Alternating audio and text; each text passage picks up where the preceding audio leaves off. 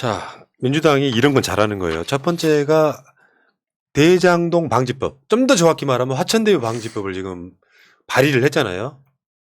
근데 이거 하나 더 만들었어. 김기현 토착비리 TF를 발족했어요. 김기현 토착비리 TF. 이런 거 잘하는 거예요. 그렇죠. 언론이 안 받아서 그렇지 엄청 잘하는 거예요. 그래 특검 할 거면은 이것도 하자. 뭐 이런 식으로 이렇게 서로가 어느 정도 상쇄를 시킬 수 있는 것들이거든요. 김기현의 그 KTX 그 라인 변경 이게 이제 뭐 계속 파면 팔수록 양이원영 그 의원께서 계속해서 이거를 파고 있고 파면 팔수록 김기현의 어떤 해명은 상당히 궁색하다라는 것들이 계속 나와주고 있는 거 아니겠습니까? 그래서 이런 부분들을 민주당이 계속해서 강하게 밀고 나가는 것은 정말 좀 필요했고 좀 늦은 감이 있지만 앞으로 더 강하게 나가야 된다 생각하고 있습니다. 이제 민주당이 대선 후보 뽑으면서 그다음에 이제 이재명 그 지사께서 이낙연 총리의 지지, 정세균 총리의 지지, 추미애 전 당대표의 지지를 받아내면서 원팀으로 가는 상황에서 당도 이제 거의 정비가 끝나가서 이제 전체적으로 대선을 위해서 뛰고 있다 이런 느낌을 주고 있고요. 그다음에 이제 김기현 토착비 TF라고 말을 했잖아요. 이 워딩이 되게 중요한 것 같아요. 사실 성남도 토건 세력들이 이런 비리를 저지르고 그 온갖 이권들이 개입돼 있는 거잖아요. 근데 김기현도 울산에서 마찬가지로 그 기회를 바꿔가지고 자기의 어떤 임야의 시세가 1,800배 정도 시세 차익을 얻을 수 있다는 그런 의혹이 있잖아요. 근데 이거를 토착비리라는 프레임으로 가둬가지고 민주당이 공격하기 시작한 것은 제대로 맞불을 놓고 있고 바람직한 것이다라고 생각합니다. 이게 뭐 다 아시겠지만 김기현과 박맹우의 어떤 이런스 쌍둥이 같은 그 짓들을 하잖아. 한 사람은 울산시장을 3번을 연속 해 드세요. 그럴 때 김기현이 국회의원을 하다가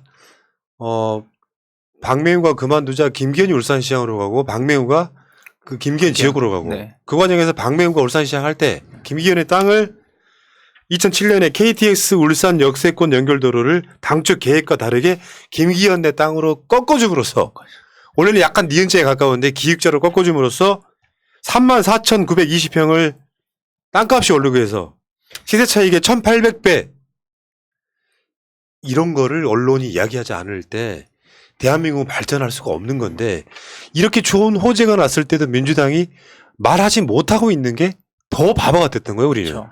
좀 늦은 감이 없지 않아 있죠. 네, 지금 국민의힘이 대장동을 어떻게 보면 이렇게 들쑤신 거잖아요. 많이 후회가 될 겁니다. 지금 거기 대장동 개발로 인해서 불로소득을 얻은 사람들도 대부분 국민의힘 관계자였고 지금 뭐 돈의 흐름은 분명히 그렇게 나타나고 있잖아요. 그리고 지금 그 얘기를 하다 보니 김기현이 자신이 그리고 거기 당시 국민의힘 쪽 그 시장하고 같이 의논해가지고 노선 변경까지 해가면서 그 불로소득을 얻은 것. 그러면 저희 또 있습니다. 윤희수 그리고 이준석 두 부모님 땅 농지법 위반부터 시작해서 이런 땅에 대한 사랑 거기서 오는 그 불로소득 이분들이 다 자행했던 거잖아요. 지금 계속해서 더 선명하게 만들어주는 게 대장동을 들쑤시다 보니 이렇게 됐는데 결국은 저희가 가장 이번 대선에서 리스크라고 할 수 있을 거라고 걱정했던 부동산 문제 이것이 결국은 누군가가 투기 세력이 있었는데 그 투기 세력의 그 민낯이 어딘가를 정확하게 지적하는 이런 사건까지 이제 닿는 거잖아요. 그러면서 이재명 후보는 결국 불로소득 내가 완전 원천 차단하고 빼앗겠다. 우리 다 돌려놓겠다. 그래서 지금 토지공개념 3법까지 다 이어지는 과정이지 않습니까? 국민의힘이 이제 어떻게 나오는지 두고 보고 국민들이 눈 똑바로 뜨고 심판해야죠. 우리가 선거가 어려워진 내용이 이런 거예요. 언제부턴가 내로남불이 민주당. 뭐 20대나 서울 등에서 부산 등에서 우리가 지지율이 막 떨어져가지고 선거 진 이유도 그런 거지. 알고 봤더니 민주당이 깨끗한 놈들인 줄 알았더니 국민의힘이랑 똑같아. 말하자면 이게 그 애증의 관계처럼 좋아했는데 그 민주당이 180석 줬는데도 뭘 못해. 등치만 커가지고 이런 것들이 복합적으로 작용하는 건데 사실은 둘 다 나쁜 세력이라고 해도 한쪽은 100 정도로 아프고요. 한쪽은 한 20, 30 정도로 아파. 그러면 뭐 지금 뭐 일부 진보 블록에서는 이제는 차선은 안 택한다. 우리는 최선을 택할 거야 하지만 현실적으로 대한민국 사회에서 이런 식의 토착 비리는요. 민주당도 있겠지. 나 인정해요. 근데 최소한 지금 민주당의 부동산 정책이나 이런 정책들을 쟤들은 욕하면 안 된다는 거야. 더한 범죄자 놈들이 아니 조국 장관 내가 무슨 죄를 저질렀다고 그 범죄자 윤석열이 조국 장관을 떠는 거 그게 상식적 사건인데 그 김기현이 지금 저렇게 막 도를 구부리기 신공을 보여주면서 민주당을 욕해. 대장동에서 나오는 이야기 대장동에서 나오는 돈 받은 자들은 다 지들인데 아직도 특검을 요구하고 있는 게 얼마나 뻔뻔하다는 거죠. 진짜 뻔뻔한 게 김기현이 저 땅 좀 팔아달라고 얘기했잖아요. 1800배 아니 그러니까 시세 차익을. 뭐 내로남불하는데 솔직히 말하면 제가 뭐 민주당을 민주 진영이라서 이런 얘기 하는 게 아니라 내로남불도 없었어요. 까놓고 얘기하면 양이원영 의원 같은 경우는 어머니께서 기획부동산 작은 기획부단에서 쏘가가지고 그거 조그만한 거 이게 투기라고 말할 수도 없는 부분들인데 윤희숙 같은 경우는 대놓고 투기한 거잖아요. 우리가 LH 사태라고 말하는데 LH가 물론 이번 정권에 터져서 문제인 것이지 그 전부터 계속 해왔던 작자들이었던 것이지 민주당 사람들이 혹은 청와대 사람들이 LH 들어가서 투기한 게 아니잖아요. 이런 부분들에 대해서 명확하게 짚고 넘어가야 된다. 오히려 이런 땅 투기라는 것은 박대출 뭐 이런 윤희숙 뭐 김기현 이런 사람들이 어마어마한 땅 투기를 한 것이고 김기현 자기가 떳떳하면 차라리 이거 국가에 상납한다고 해요. 그런 얘기 하지도 않잖아요, 지금. 자기가 그렇죠. 보상받을 거 다 받겠다는 거잖아요, 오히려. 그러면은 차라리 난 떳떳하면 정말로, 이거 오해가 있는 것 같은데, 그러면 내가 이 임야를 뭐 3,800만밖에 안 되잖아요. 이거 내가 국가에, 국회의원 몇 선씩 해먹은 사람이 그냥 상납, 그냥 이렇게 하지도 못하고 있는 거 보면 알겠습니다. 이쪽이 원죄가 있다 생각하시면 그러니까 됩니다. 지금 국민의힘 부류의 내로남불 이야기하고 있는 건데요. 두 번째, 윤석열 부인 김건희가 뭐 지금 부부가 같이 살고 있으면 재산은 똑같은 거예요. 여러분 윤석열은 재산이 없다고 생각하시면 착각입니다. 윤석열의 힘 때문에 김건희가 재산 먹은 거 맞아요. 윤석열이 뭐 내가 검사 생활하면서 뭐 돈 벌 기회가 없었고 이게 아니라 김건희는 윤석열하고 같이 살기 시작하면 재산이 늘어난 거예요. 여러분들 그 사이에 주가 조작도 있었고요. 뭐 최은순이 돈 버는 것도 마찬가지고요. 그렇죠. 그렇기 때문에 윤석열 재산이라고 얘기하는 게 맞을 것 같은데 2019년에 재산 신고할 때 보니까 아파트 팔았던 거를 실거래가를 누락해버려. 이게 윤석열의 대표적인 또 내로남불 중에 하나예요. 네, 그렇죠. 만약에 이걸 조국이 했다고 생각해봐. 이것도 웃긴 게 그 송파구 소재 한 아파트가 2억 3,400만 원에 팔았다 그랬는데 실제로 봤더니 3억 9천만 원. 근데 이걸 누락해서 이 신고하는 이유가 있을 거 아니에요. 그렇죠. 그러니까 제 생각에는 아파트가 아니고 오피스텔이 아니까 이 정도 금액이면 가격이. 네, 뭐 2억 3,400이고 뭐 3억 9천이니까. 근데 결국에는 자기 재산 자체를 계속 낮추겠다는 의도가 있다라는 것이죠. 왜냐하면 이전에도 한번 그 재산 신고를 잘못해가지고 한번 이 사람이 약 5억 정도가 네, 경고 같은 음. 부분들을 좀 받았었거든요. 그러면은 처음에야 몰랐다고 할 수 있지만 두 번째 행동을 한 것은 알면서도 그렇게 행동을 한 것은 결국엔 본인이 재산이 너무 많게 되면 이런 거에 대한 또 추궁을 받을 수 있으니까 낮춰서 신고를 한 것이 아닌가. 아니 검사식이나 된 사람이 이런 내용도 몰랐다는 게 말이 됩니까? 아니 정치적인 사안에 대해서 정치적인 때가 안 묻어서 미숙하다 뭐 이런 얘기하면서 1인 뭐 1일 1망언은 한다고 이해는 하지만 이 법적인 문제도 모르면 이 사람 아는 게 도대체 뭐예요? 아까도 말씀드렸는데 이 윤석열의 개념이 없는 게 진짜 무서운 것 같아요. 아까 그 선거 이거 대리투표 할 것처럼 했던 그것도 문제지만 이렇게 2013년도에도 재산 누락 때문에 문제가 돼서 징계를 받은 걸로 알고 있는데 2019년도 했다는 것이죠. 개념이 없고 그냥 무소불위라고 생각하는 거예요. 내가 하면 그냥 이렇게 법이고 이렇게 질서인데 뭐가 문제야라고 살아온 사람이 지금 그 야당에서 대선 후보 1위를 하고 있다는 것이 제가 까먹었네요. 좀 걱정할 만한 일입니다. 왕이네요, 왕. 그렇죠. 그렇지. 까먹었네. 왕으로 수급하면 정리가 되는데 왕이 무슨 신고를 해 다 내 건데 이렇게 생각할 수 있죠. 이게 지금 재산 등록할 때요. 공시 가격으로 할 거냐 실거래가로 할 거냐 규정이 있어요. 그 둘 중에 높은 가격으로 하라고. 그래야 뭐 세금 탈루라든지 뭔가 알아볼 수 있잖아요. 윤석열을 알면서도 지금 계속 이러고 있다는 거야. 한 번 그런 일이 있었잖아. 그렇죠. 근데 또 그랬다는 거잖아요. 그러니까 나는 이제 의심스러운 게 아까 했던 말에 대한 반복일 텐데 김건희가 모으고 있는 재산은 사실은 다 윤석열 거예요. 그럴 수 있- 김건희가 돈이 많아서 장가를 간 게 아니고 김건희랑 윤석열이랑 살면서 윤석열 뒷배로 장모랑 김건희가 돈 번 거예요. 그 전시회 할 때, 코바나 콘텐츠 전시회 할 때 기업들 밖으로 드러나지 않는 기업이 11개나 더 있었습니다. 그 돈 다 김건희 계좌로 들어갔어요. 지금 이것도 문제가 돼야 되는 거지. 이걸 조국 장관 내가 했다고 생각을 해봐봐. 뭐 방배동에 아파트 팔았는데 실거래가 어쩌고 이런 이야기 해봐봐. 언론이 한 20일은 물고 늘어졌을 거야. 윤석열이 비리가 있는 건 당연한 거야? 완전 내로남불인 거죠 지금. 자, 세 번째 내로남불로 가겠습니다. 이거 진짜 중요한 내로남불인데 화천대유하고 하나은행 컨소시엄이 무산되기 직전에 곽상도가 중재를 해줬다는 거야. 어제 정봉주원 나왔었던 이야기 들어보면 큰 맥락에 큰 그림 보여요. 실제로는 왜 하나은행 등이 화천대유한테 그렇게 몰아줬는가가 핵심이다, 이 사건은. 이재명 당시 성남시장은 이 화천대유를 어떻게 설계하는지에 대해서는 전혀 몰랐으니까 이따가 뭐 나중에 다시 뭐 저 황무성 씨 이야기도 좀 하겠습니다만 어찌됐건 화천대유가 하나은행 컨소시엄이 무산되기 직전에 곽상도가 중재를 해줘서 그게 다시 이어졌다는 거잖아요. 이것도 어떻게 보면 대가성 뇌물 아니에요? 100% 그렇죠. 그렇죠. 그러니까 이게 어저께도 정봉준 의원이 나와서 얘기한 내용 중에 하나가 이 화천대 이 땅 그 대장동 땅 자체가 한 번에 이루어진 게 아니라 그 전에 1차, 2차, 3차 계속해서 관련된 국민의힘 관계자들 다 구속당하고 뭐 성남시장 구속당하고 막 이런 관계가 엮여져 있다 보니까 이 땅 자체가 상당히 지저분하다라는 것이죠. 그 소유 관계라든지 그 동안의 어떤 사업 관계가. 그러면 어저께 정보주 의원이 그렇게 깔끔하게 정리를 해주셨는데 은행이라든지 이런 데서는 어떤 거액의 투자를 했을 때 이 물건 자체가 나중에 문제가 될 수 있을지 없을지에 대해서 상당히 먼저 따지면서 투자를 하거든요. 되게 보수적인 그 집단이기 때문에. 그런데 그런 부분들에 대해서 화천대유가 좀 이런 부분들에 대해서 문제가 될 수 있을 것 같아서 발을 빼려고 하니까 그 은행장 김정태인가요? 예, 해가지고 이것을 좀 중계를 했다라고 하는 의심을 받고 있는 것은 상당히 합리적일 수밖에 없지 않나 생각을 좀 하고 있습니다.